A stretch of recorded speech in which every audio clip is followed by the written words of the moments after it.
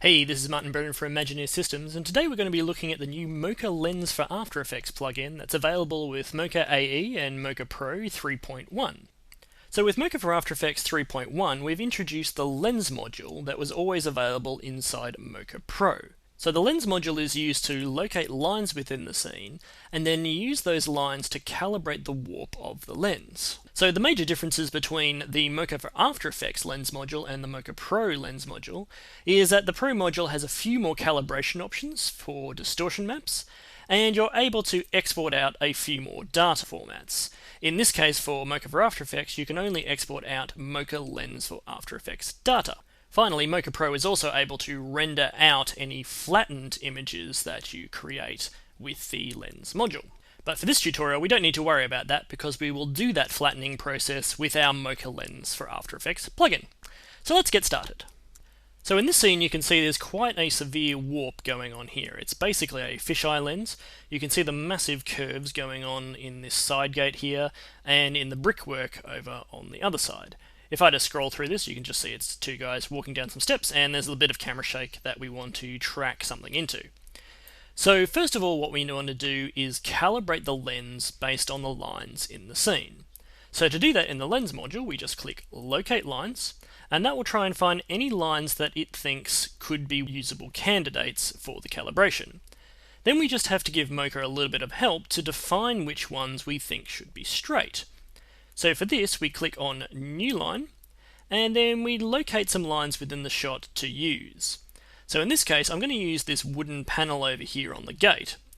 So I'm going to click this line here, and you can see that it starts to create this green line on the side of the line that we've clicked.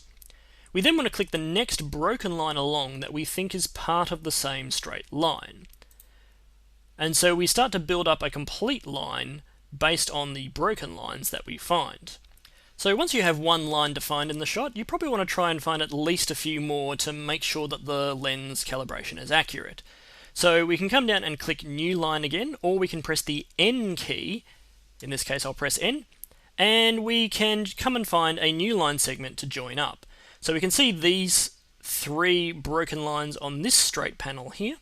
So I'm going to click here, and then this line, and then this line to join those lines up into one line. Now you can see how these lines are sort of angled strangely at the moment. When we do a calibration, you'll see how these warp to define the lens within the shot.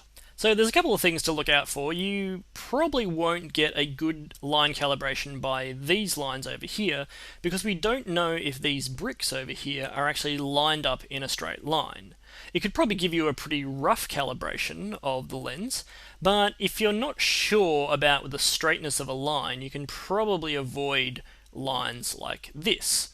The same goes for these ones going diagonally, like here we can see this sort of rocky outcrop. It's not really a straight line, so it's probably not going to be useful for the calibration to define these areas. Now, if you don't have any usable lines to work with, you can use the calibration clip to import a different clip to calibrate with, and we'll be covering that in a separate tutorial.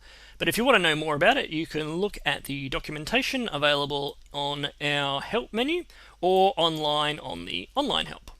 So now that we've defined a couple of lines, I'm going to now calibrate the lens using a calibration model. So under the Calibrate section of our Lens module, we can choose No Distortion, and then pick one of the calibration options below. Now, in general, most of your calibrations are either going to be one parameter or two parameter distortions. One parameter is basically a barrel distortion, where the warp of the lens is at the middle going out, and two parameter distortion is an odd one where if you've got a warp in your lens, such as if you start from the middle of the lens and you've got a bulge, and then it warps slightly in a curve as you're going out, this is where you would use two parameter distortion. Now, one parameter inverse is basically how it sounds. It's the inverse of the one parameter model. And then anamorphic would be used for anamorphic lenses. Now in this case, because we're using a fisheye type lens, I'm going to use the two parameter model because fisheyes often have that warp in the lens. So I'm going to click on two parameter. Now we have a few more options here. Equidistant lines is only if you're using a grid to calibrate your lens with. This is a very useful way to calibrate lenses, but in this case, because we don't have a grid, I'm not going to use it.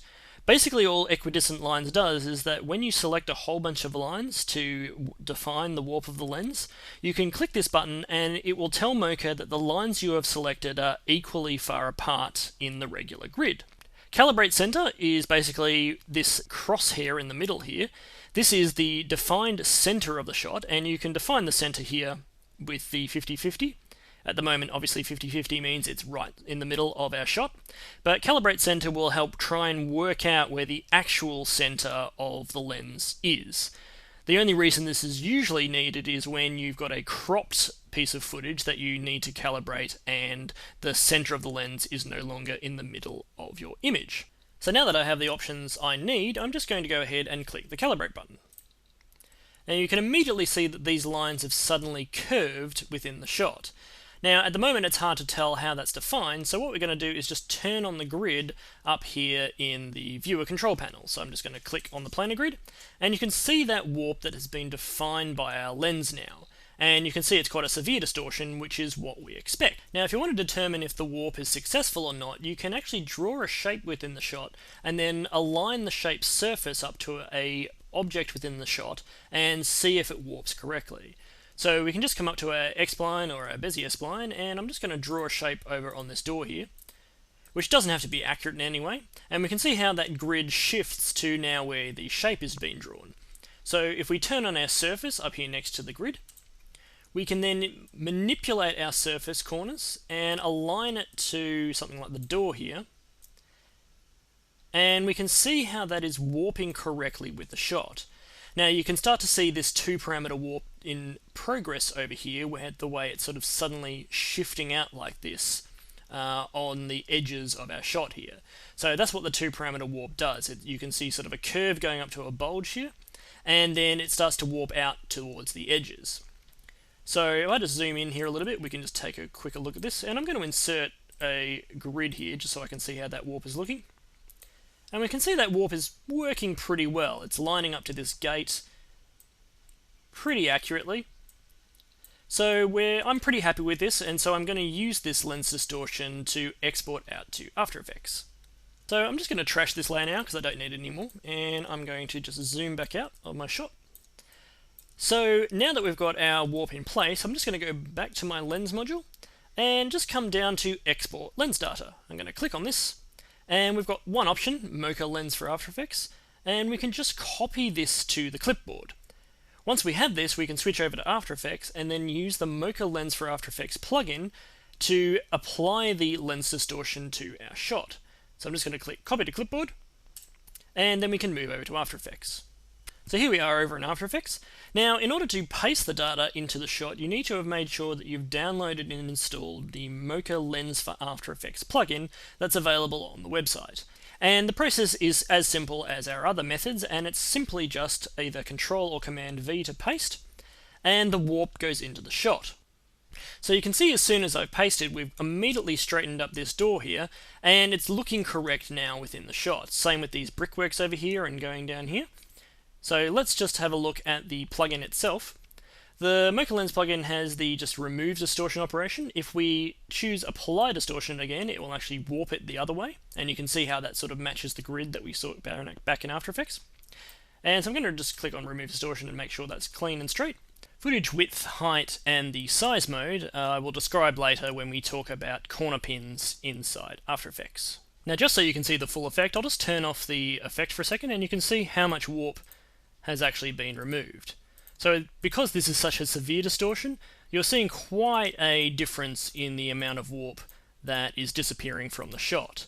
Normally, if you're not using a fisheye lens, the warp removal will be much more subtle, but in this case, because we're doing a tutorial, we just want to show you the extremes that you can get to by using the plugin.